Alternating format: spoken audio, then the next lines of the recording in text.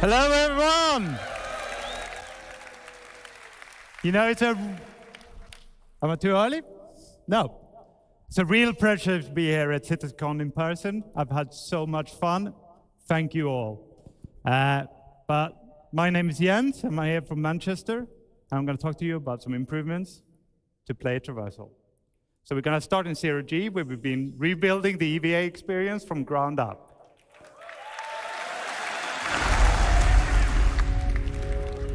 So the first thing you should see is that we've made the exit from gravity less disorientating.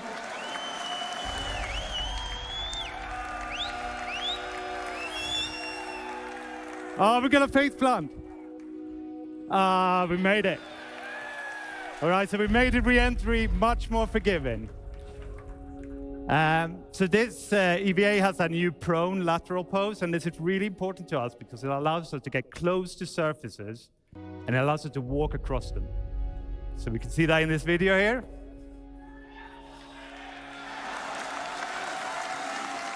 Okay, and as it gets to the end, we're going to jump off. Okay, here we go, into that. And this smaller profile lets us get into spaces we couldn't get into before, or not easily with the old EVA. We're going to traverse through here, thread the needle, and also the collision is much more forgiving. We're going to slide off at slower speeds, so we're not going to be spinning away.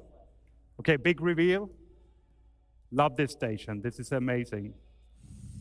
And we're also adding grips, so in interiors, you might be able to hold on to grips to do interactions and walk between the grips to get better control. Now, thank you very much. So now prone has long been a problem motion set for us, right? But taking these EVA posing solutions we saw, we can now rotate around the camera without any lateral translation. So we're not rotating around the hips anymore. And it allows you to aim much better. We're also not moving the body, so we don't need to worry about the external collisions anymore, right? We're not going to get pushed around.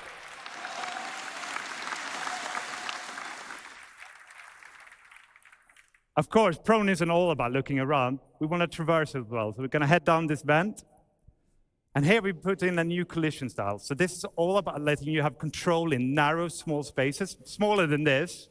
We're going to be able to push around the corners. We're going to go run tight bends. And we're going to be able to reliably go up and down slopes. And this is where prone led the way. So we then took this and we put it into the EVA. So if I turn off gravity here, which I'm not going to do, but if I did, the EVA would have been able to traverse the exact same place. And by having these motion sets so similar, we can exchange success between them. And that could then be done to other horizontal sets, like prone light sets, for example, like the water world showed it yesterday. We might be able to take you swimming there one day. So.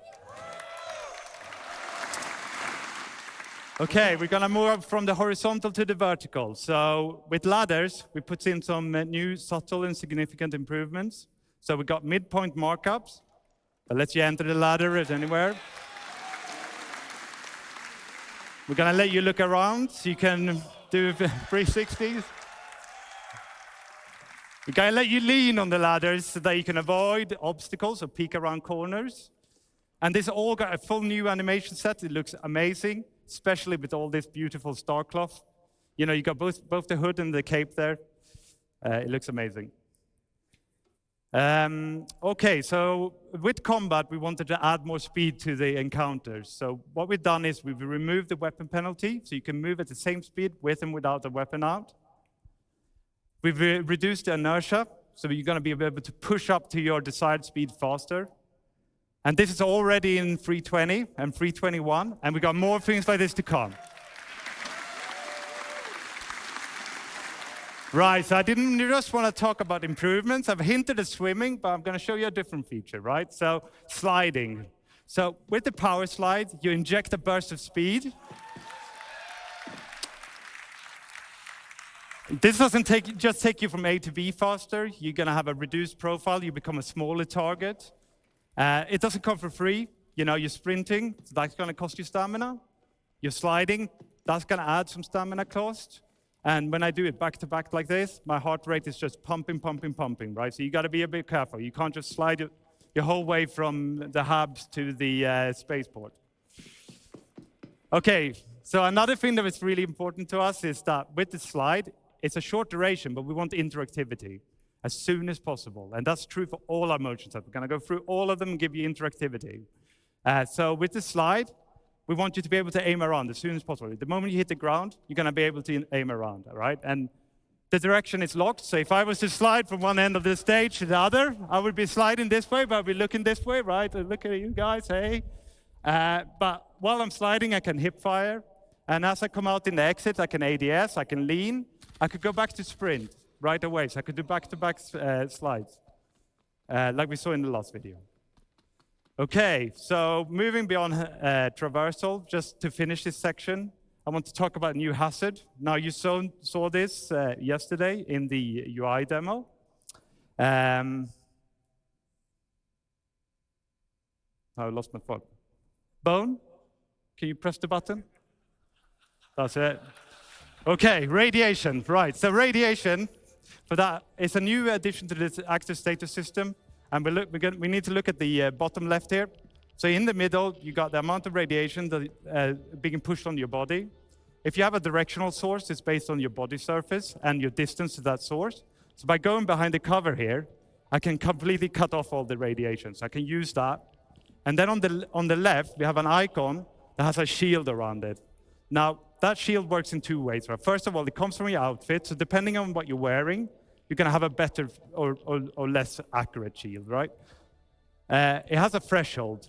As long as your radiation doesn't exceed the threshold, the shield will hold true. It'll scrub all the radiation off, and you can stay there as long as you like. But as the shield starts peeling off, when the radiation gets higher, the shield will peel off. And the radiation sickness kicks in right at the end of the video here. And my health just deteriorates super, super quick. So yeah, that's not great.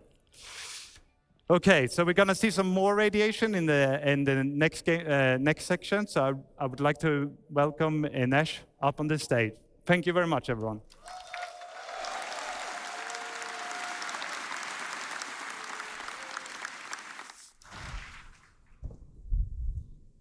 Why are we showing that? Okay. Hello, everyone. My name is Inês, and I'm a gameplay programmer here at CIG. And I'm here today to tell you all about... Thank you. And I'm here today to tell you all about the features we've been working on to improve the player interaction experience with the physical objects in the world. So let me start by telling you what we've made to make it easy for you to identify and interact with these objects in the world. We have introduced in the new interaction prompts, which are AR cards that appear over the objects as the player gets near them. These, combining with scanning, will help the player to easily identify the interactable objects in the scene. So we have improved the algorithm that our interaction system uses to determine the current item in focus. So you'll have a smarter detection and selection as you move around and look around the scene. So the prompts will show you the active interaction and the keybind that you can use to quickly trigger it, like you see on the pictures. So we are trying to minimize the friction of the player to interacting with these objects. You no longer have to go into interaction mode to bring up the cursor, then drag it over, and to select using the inner thoughts. So we're removing that.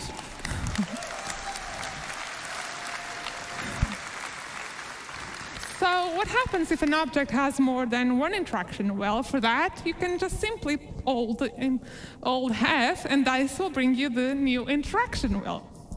So this is our new interaction wheel. It will be focusing on the item. And you can see that up to 2 of the interactions have a star icon. So this is related to another system that you are bringing to you that we call in the default item actions. So this allows us to have a primary interaction, that's the one that shows on the prompt, and a secondary interaction. So these are default actions that you can easily trigger using shortcuts. So these actions will change based on the combination of the item, the player, and the environment state. And although designers do choose the default actions that we bring to you, you are fully able to customize them to fit your preferences and playing style. So let's take a look at this in action. Here you can see the prompts that change depending on your focus. So let's bring up the wheel. And I really like my plushes, so I want to inspect them when I find them around. So I'm changing that to my primary. And you'll see that does not affect only the item they're interacting with, but any item that falls into the same category.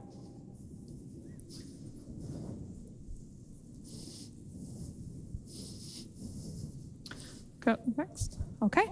So I've shown you some features that improve. Thank you. So I've shown you features that improve the readability and easiness of interacting with the objects in the world. But the other part of our focus was to bridge the disconnection between the player and the object you are interacting with.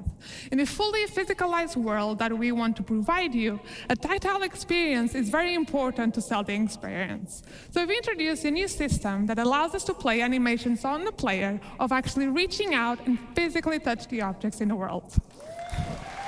Yeah. So our main goal was to give you a better immersion, but at the same time, minimizing the friction and the control we take away from you. So this really was an exercise between code, design, and animation to give you the best experience possible. Let's see some of this in action. And pressing buttons has never been so satisfying and fun.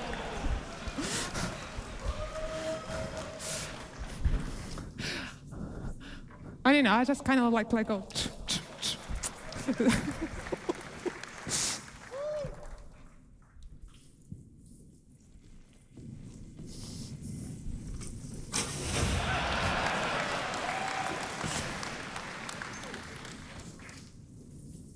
And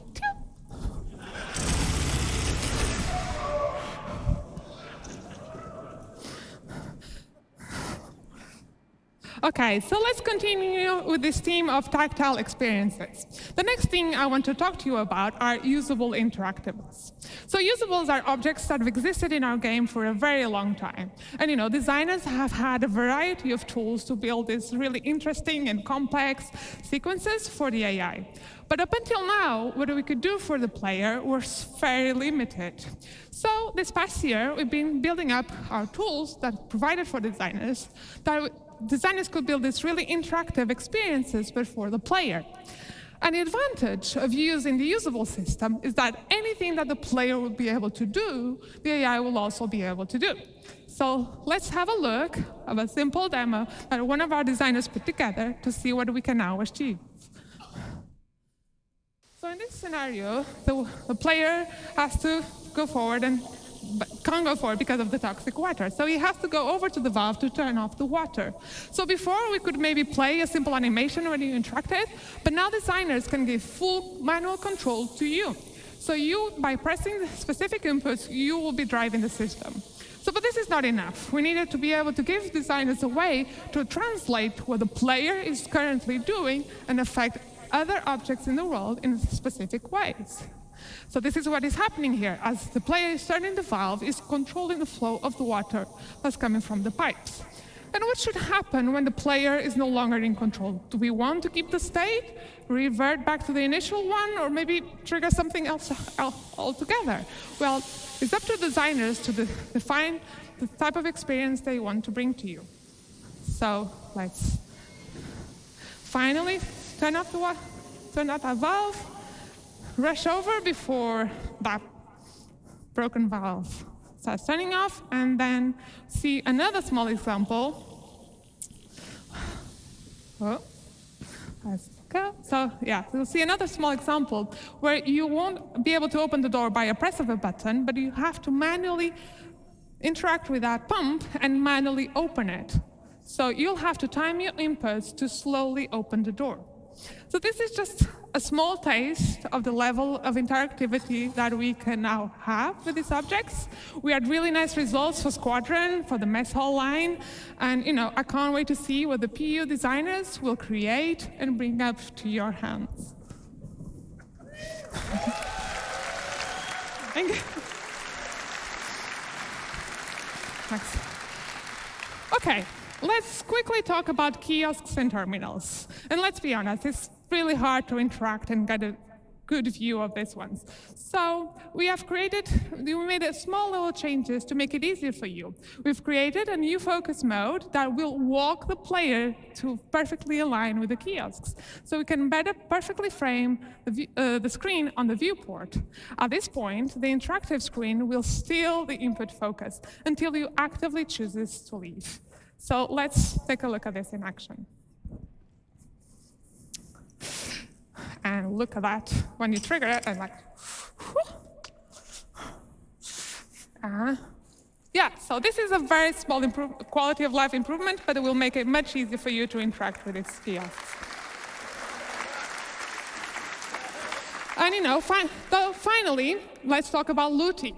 This is our new looting screen. It's not replacing the inventory, but it will be used when you're looting a body or any other lootable that you find in the world. It was specifically designed to improve this experience. So since looting is a common action during FPS combat, especially if you haven't fully prepared ahead, we wanted to make it as easier and quick as possible, so you could spend the minimum amount of time to grab any items you need from your target. So it displays the current loadout and a simplified version of the inventory. Looting space favors speediness, while the inventory is there so you can fully manage your loadout. So we're still actively working on it, and this is especially on the UI and art, but I want to give you a little sneak peek how this all works.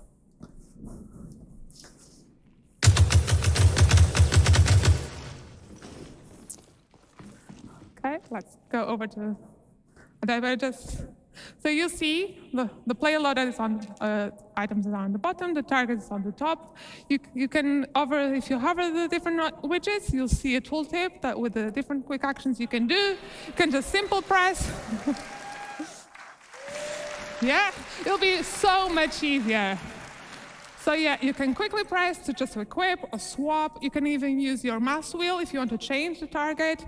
You can drop anything, store anything, just really quick actions. And you'll see in a minute that we also can trigger ammo repooling. So this will grab all available ammo, either from your target or from your inventory, and will fill up the magazines in your loadout and get rid of any empty magazines. So yeah, looking really good. Yeah, so it's looking really good, and I can't wait to see the final art. So that's all from me, so thank you so much for listening, and I hope you have a great time.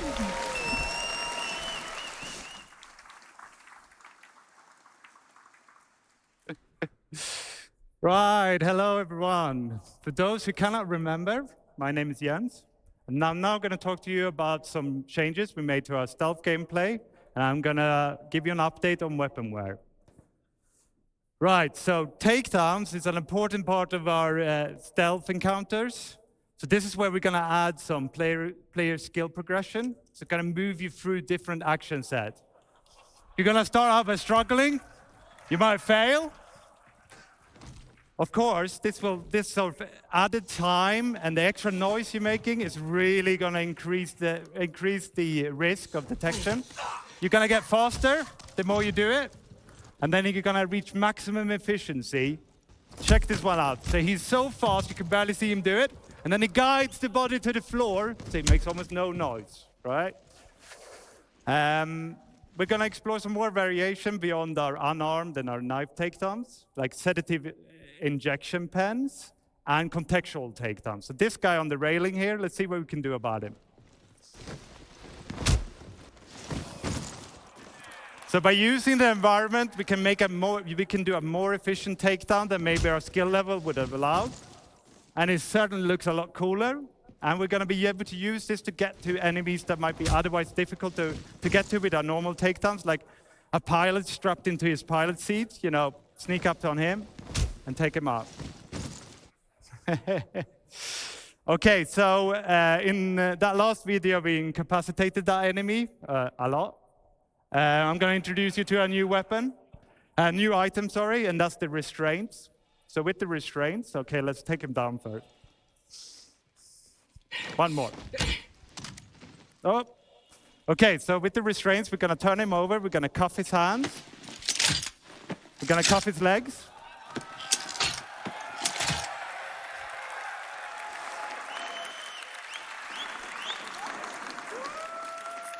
Now, if he wakes up, he can't chase us down, right? But he could call out for help. So what we're going to do as well is we're going to add places in the environment where you can stash a body. You can hide them, either unconscious or dead. And that way it should be easier to remain undetected and keep you in that stealth bubble. Now, this is another thing we talked about in the UI demo, which is the ping. And we saw it in Inesh's presentation, how she did a short ping to highlight a door pump. Now, of course, we allow you now to charge up that ping. And by doing so, we can see further, and we can see through obstacles, and we can populate more information into our data bank that then shows up in our box outs here. So you get the name, and you maybe get the race, and maybe the faction. And you can use this information to figure out where is the weak link, which enemies can I take down without being discovered.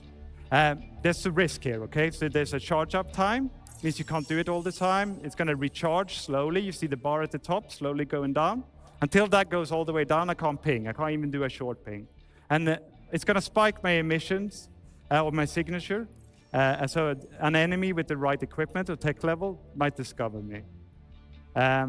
Okay, so let's move on to some talk about weaponware. So here we're going to see a simulation of a weapon getting more and more worn over time. We're going to expand this beyond weapons to other FPS items like your armor, your clothing, your helmets. In actual game, this would be triggered by weapon usage, right? So the more you fire your gun, the more worn it's going to get. And this is going to affect its efficiency, it's going to affect its reliability, and it's going to reduce its resale value. Each item is going to wear at its own rate and persist at its own rate. So you could have a worn rifle with a pristine scope or a pristine rifle with a worn scope. Check this one out. There you go.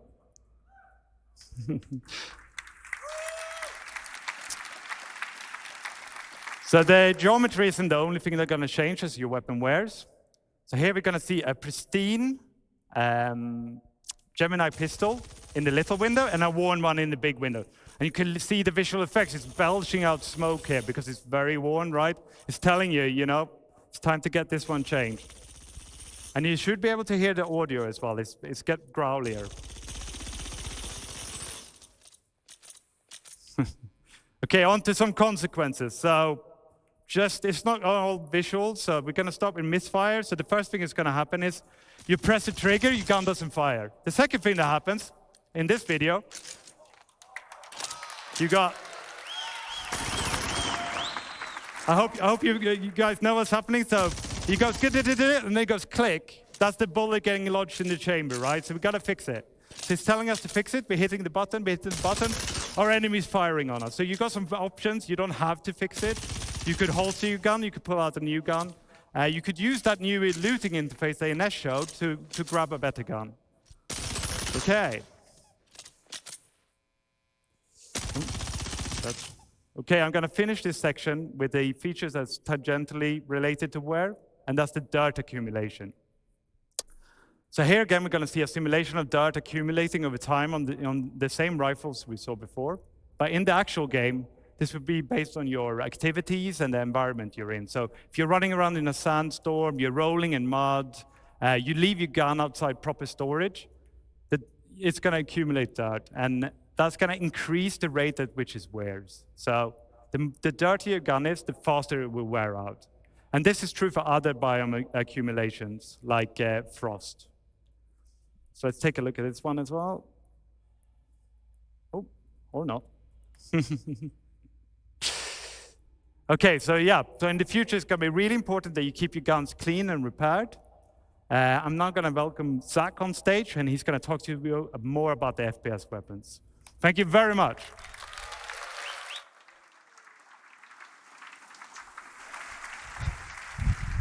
Hello, I'm Zach Priest. I'm a senior FPS games designer. I'm here to share some of the new, interesting FPS things we have to bring you.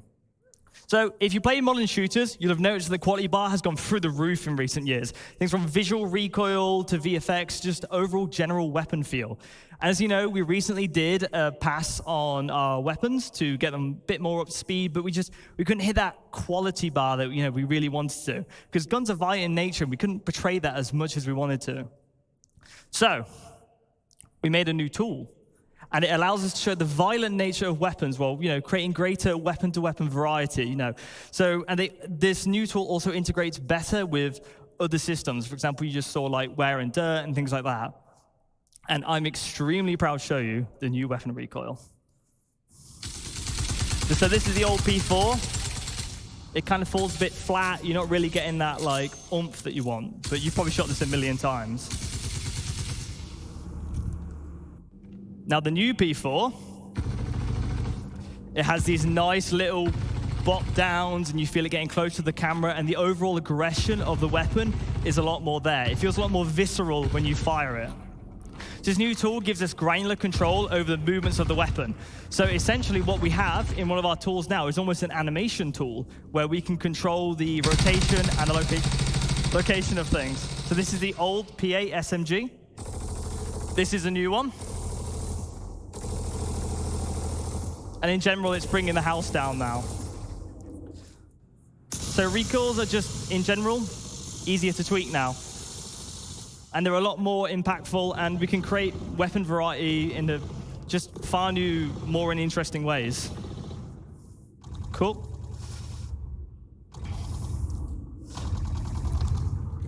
Okay. Thank you very much. Cheers. We also have new procedural animation over our ADS. So previously, if you play right now, you basically have a linear pose-to-pose transition. And sure, it's there, but now we layered some of this procedural stuff on top. So for example, if you have an SMG, it can come up a lot quicker, it can flick up, you feel really cool. LMGs can be a lot more heavy. So before it basically just do, move from pose to pose, but now we can keep it longer down here, bring it up slowly, and overall it just feels like you've got an LMG, or it feels like you've got an SMG. We're just using things like, ease in and ease outs and just give more life to the overall weapon. Oh, there we go. And we also have new iron sights. So sci-fi weapons are chonky. They're full of detail. They look really cool, but a lot of that detail can potentially get in the way sometimes. So you've seen, this is a change to the Kana, where we have raised the weapon sight and given what we call the target acquisition window more room to breathe. So if you're aiming at somebody, you can just generally see a lot more, so optics aren't a crutch anymore. So you can see this on the Ravager, and you can see this on the Custodian.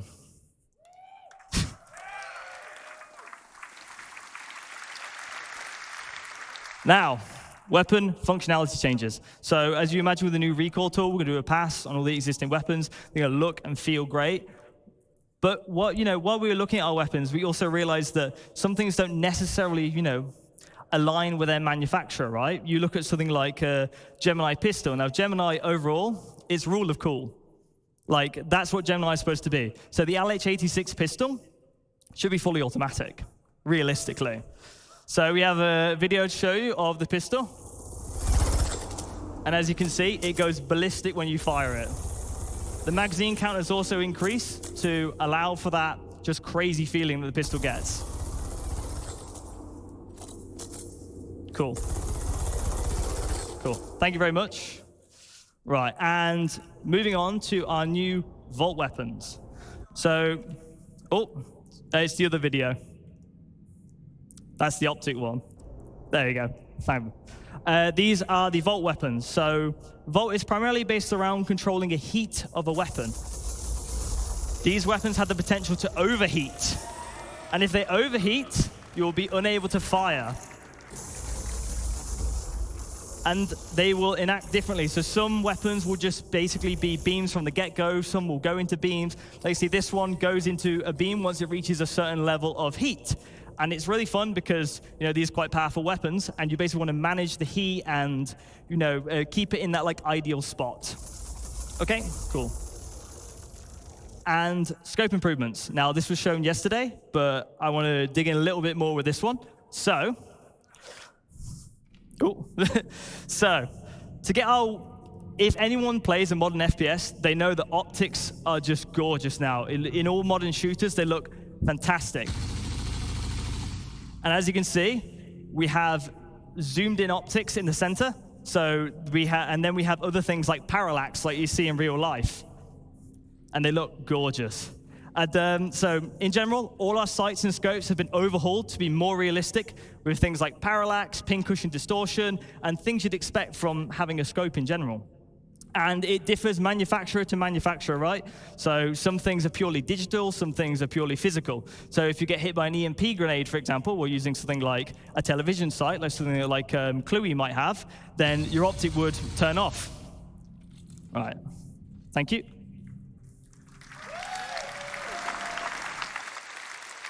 Cool.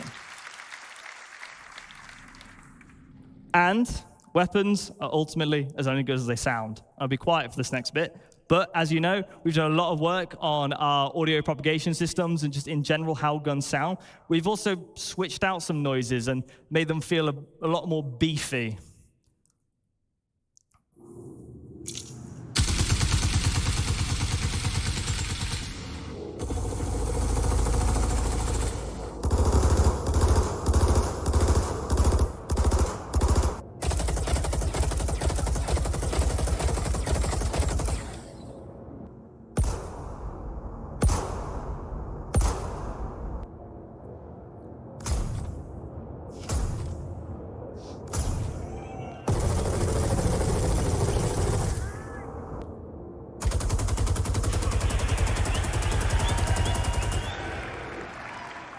Fantastic. I think all of California heard us there.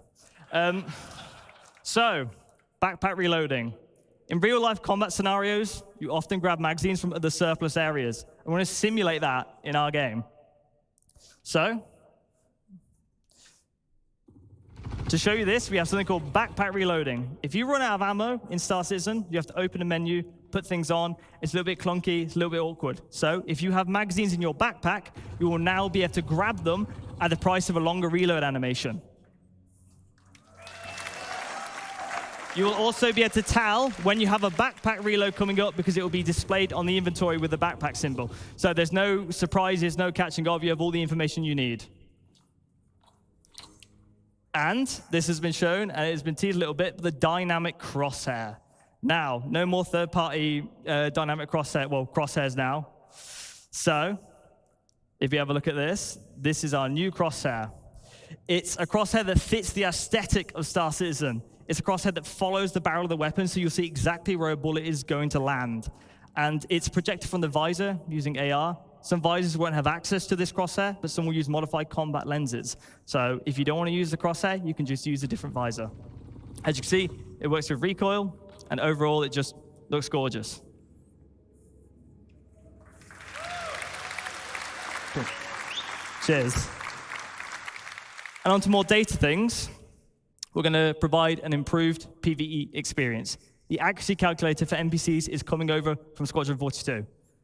Some people have been playing it in the venue and here, and I've been harassing them, whoever's doing the hangar mission, to get their feedback, and it has been overwhelmingly positive.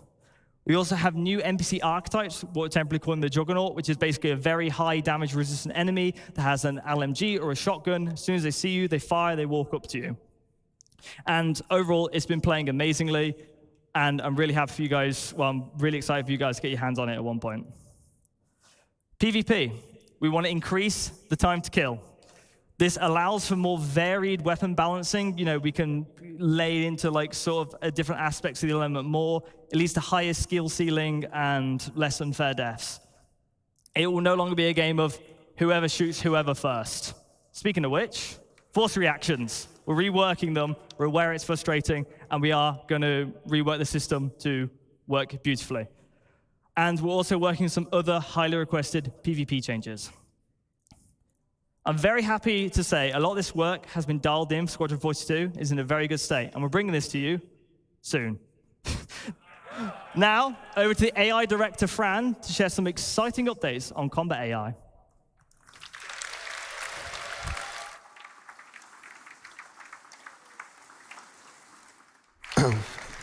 Hi, everybody. So I'm Francesco Roccucci, as you said, and I'm the art director in CIG. It's a great pleasure to be here with all of you guys. It's fantastic. So what we're going to do today is to explore how all the work we've done for Squadron 42 is going to flow into the Star Citizen experience. So we wanted to make the AI presentation about how you guys are going to experience the tech and the features we have been working on. So from the player perspective, you've seen how many new opportunities you have. And now it's interesting to see how the NPC are going to react to that. So the goal of Star Citizen is to build a breathing and living environment where your actions matters, and the NPC you will find in the universe needs to have the same opportunities and same limitations that you have. So when we play a game, we want you to spend the time that feels memorable, that feels special, right? Something you can remember and talk about. So we want you to give you a challenge to overcome, but also a challenge that is fun and doesn't feel repetitive and boring. So when we look at FPS Encounter, we want to build variety. We want to give the designers, like Zach, the ability to craft combat scenarios, not just to put NPC in the level. And we need to make sure that he can tweak something such that he can experience the unique play style and the play space that you have. So Star Citizen can benefit from tons of unique environments. So for those environments, we want you to have different type of fun. So what we'll look at today is some of the tools that they have to achieve this goal and bring the AI to the next level. So the first tool we're going to look at today is the NPC trait system. So we spoke about this in the past, and we have now available for designers the initial set of traits they can use to influence the behaviors. So those are some of the ones that are available to the designers. Today we're going to focus on the combat traits, because we have traits that also apply to the peaceful situation and the social environment, but those are the ones that influence NPCs during a combat scenario. And traits, you can imagine them as characteristics NPCs have or don't have. So through the usage, we can make sure the combat feels different from one encounter to another. Traits in tech-wise, are just traits and tags that we can apply to character instance, character classes, but code can also apply them automatically based on specific rules. For example, if you see somebody with a rocket launcher, those will apply, an example, the sentry trait automatically, because those weapons are weapons that work well at range, so you want them to not push forwards to you. So they allow to block, or actually, they allow or they block specific section of the behaviors to run, but they also influence the likelihood of some logic to happen, or they modify the outcome of specific actions. So let's imagine we want to model a pirate faction, something that you can actually experience in the Pyro playground. So we want them to feel aggressive, but also not very trained. They are not very military. So how do we do it with the traits? We can start adding to this faction either the aggressive or reckless trait.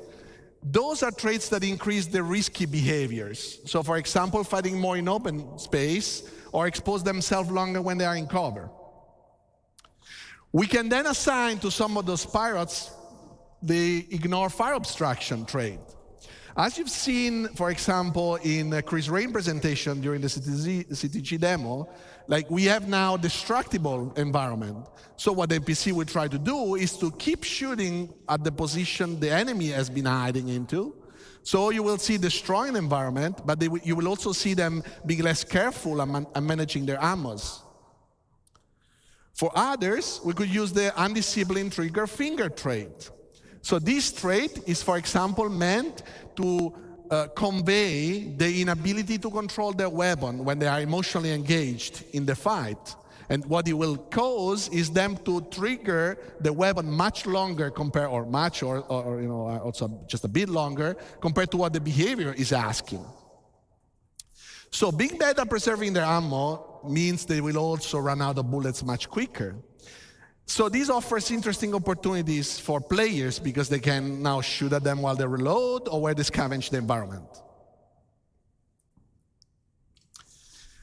So traits are building blocks we can use to define how character, faction, or encounter should feel.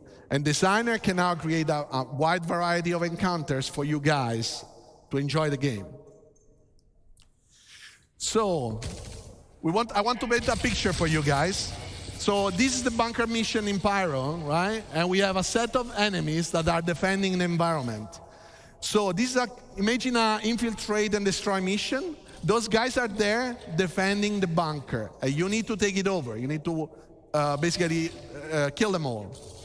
You are now fighting against enemies that they defend the environment. So before we go to the next slide, imagine the same environment, very similar enemies, but different traits, same behavior. So now you are defending the environment and they are aggressive towards the environment. They want to take it. So what you will see here is Zach created a mix of enemies, some equipped with, for example, shotgun and aggressive traits. Now they will push towards you. They will force you to take actions and to react to them. They reload. Some will cover up. Obviously, this is with God mode on, so Zach was not dying. So this is possible to set up with a Tikova box.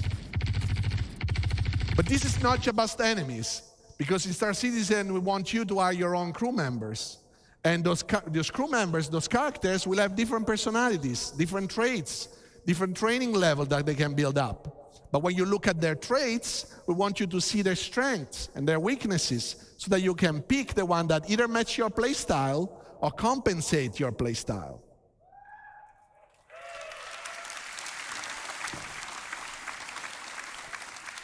So one good thing that we want to show you today is the medic. So there are some NPCs that can carry, obviously, med pants, but not everybody is able to use it well or wants to use it in a specific encounter. So we want to tweak this, and we have the medic trait. Here we combine a lot of the tech that we have spoken in the past, usable tech, behavior tech. And as Jens showed you, players now can just not only kill enemies, because before our NPCs would just die, but now you can take them down, you can restrain them. So the hyperception needs to carry all this information about the different actor states. So he needs to know if he's down, but if he's still alive, or if it's just, somebody that you need to wake up.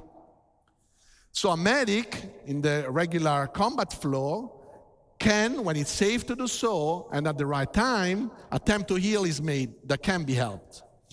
So now you can imagine guard patrolling the environment, you take down a character, the guard finds this body on the ground. He doesn't know if he's alive or not. So he can go there, he can check it, check the pulse, see the state, and if he can be helped, he can basically execute the right healing process.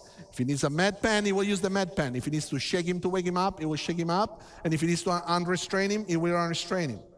And your crew members can also do the same with you. So if you are down in critical condition, they can come and help you out.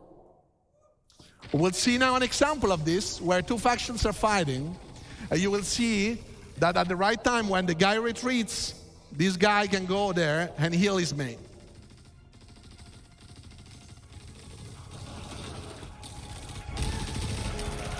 And obviously, he needs to pick up a new weapon because he just dropped it.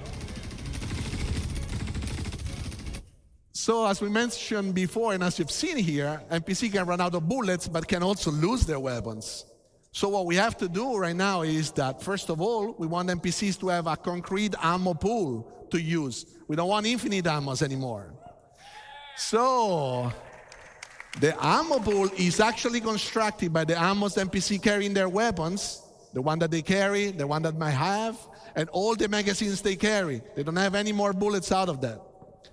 So NPC must properly use those items to fight. And the longer the engagement, the more likely it is they will run out of bullets and they will have to scavenge the environment. How do they do that? It's through the NPC, the usable system, as you've seen with Inesh as well, Inesh presentation. You see that anything the player can interact with, the NPCs actually can, the same exact way. So the dead bodies can be looted, same as dropped weapons. Ammo crates will have physically inside some weapons, magazines. They can provide you with items. An NPC can understand where you can find ammos that are actually functioning with their own weapons. And they actually can decide. For example, if it's better to reach an ammo crate and gather some new ammos, or if that is too far or towards the enemy, they can decide to pick up another weapon. So you will see that also already in Pyro, you might see it. And once they decide to do so, obviously they don't have bullets, so they cannot fight you. What they can do, they can also switch to their sidearms. And the sidearms is less effective, obviously, compared to the primary weapon, but it is still better than nothing for them to protect themselves while they go around and they loot the environment. So we'll see here an example where some NPC run out of bullets. Obviously, in this video, we give them a chance to go and loot as well. And this is a proper ammo crate that allows them to get back magazines. And another NPC arrives, and he will loot the dead body. This is the same dead body you might be able to loot, and you will not find ammos after that. But you will probably find it in the other one once you kill it. So, last but not least, another tool in the FPS arsenal is grenades. Grenades are a great tool. NPC can now fully react and use grenades in the environment. So grenades are a great tool, especially when an NPC needs to counter a player that is camping or a player that is hiding or say in a location that the NPC cannot reach. So grenades force the movement and keep the action going. But they're also very dangerous. You've seen in Ali's presentation and Mike's presentation that a grenade can make electronics explode, ignite a fire, and then the fire can propagate in the environment. So NPCs need to properly understand the environment and not jump into the fire and get damaged. So how do we do that? Is we have a new full system to handle hazards. Basically, hazard on the technical side can create a navigation volume modifier. And the navigation volume modifier gets registered in navigation system, and our basically mesh can be modified, and it will carry semantic about if that is a danger, something better, and how much costly it is to go through. Because maybe you have a suit that allows you to go through the fire, so that is fine. You will not, the NPC can understand that. But if they can't, they will try to find positions that are safe for them to position themselves, but also paths that will avoid those dangerous areas. And now we'll see an example of that. This is a safe environment, still fighting, but safe, safer. And what will happen now? Fire ignites and propagates. This is fully dynamic, so it's fully controlled by the fire system. The fire system modifies volumes in the navigation system, and we really know where we can and not pass at any given moment.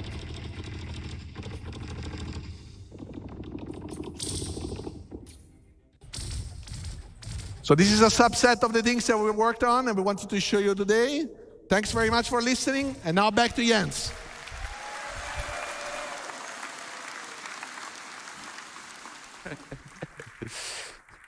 Right, I want to thank Ines, I want to thank Zach, and I want to thank Francesco for joining me on stage today. We want to extend a massive thank you to everyone who contributed to, supported us, and made it possible to show what we showed today.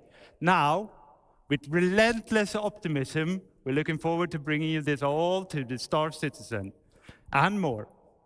Okay, we're going to leave you with a quick peek of a demo in Hangar 14 of Checkmate with some of these new features. Enjoy.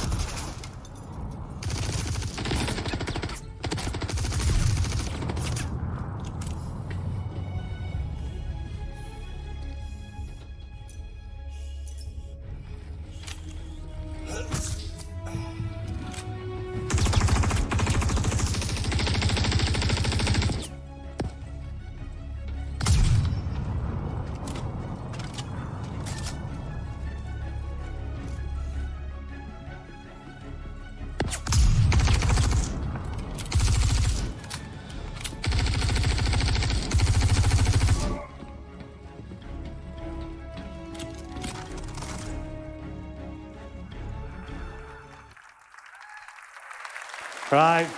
Thank you very much. I urge you all to come and join us in the Pyro Playground pit and have a go at Hangar 13 in Checkmate. It's a really great encounter. Thank you.